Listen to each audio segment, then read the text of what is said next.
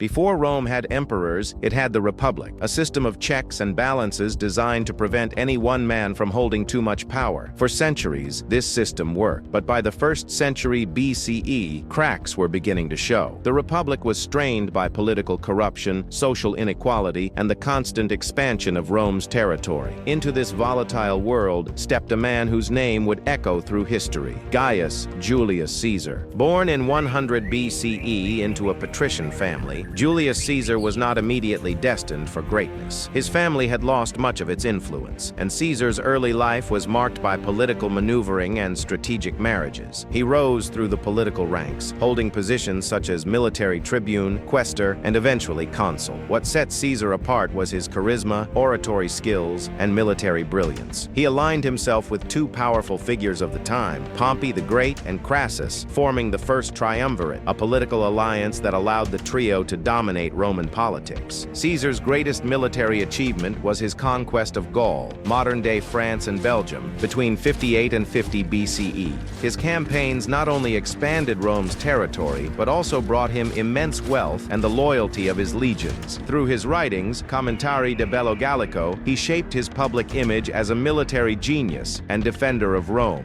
However, his growing power and popularity made him a threat to the Senate, and more specifically, to Pompey, who had once been his ally. Tensions between Caesar and Pompey escalated into a full-blown civil war. In 49 BCE, Caesar made a decision that would change Roman history forever. Defying the Senate's orders, he crossed the Rubicon River with his army, uttering the famous phrase, "Alea iacta est," the die is cast. This act was a declaration of war against the Republic and Pompey. Over the next few years, Caesar waged a series of campaigns against Pompey's forces, ultimately emerging victorious. By 46 BCE, he had defeated his enemies and was declared dictator for life, effectively ending the Roman Republic. As dictator, Caesar introduced numerous reforms aimed at stabilizing Rome. He expanded the Senate, granting representation to provinces. He introduced the Julian calendar, a precursor to the modern calendar. He enacted land reforms to support veterans and the poor.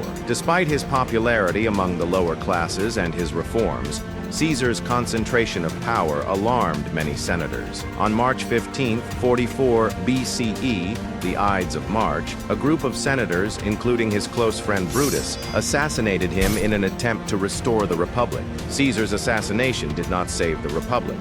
Instead, it plunged Rome into another series of civil wars. Ultimately, it was Caesar's adopted heir, Octavian, later known as Augustus, who would emerge victorious, becoming the first Roman emperor in 27 BCE. Julius Caesar never held the title of emperor, but his life and death set the stage for the rise of the Roman Empire. His legacy endured not only through his reforms and military conquests, but also through the very title of Caesar, which future emperors would adopt. With Caesar's death, the Republic's days were numbered. The power struggle that followed culminated in the rise of Octavian, marking the dawn of a new era, the era of emperors. In the next episode, we begin our journey through Rome's emperors, starting with the man who transformed the Roman world forever, Augustus, the first emperor of Rome.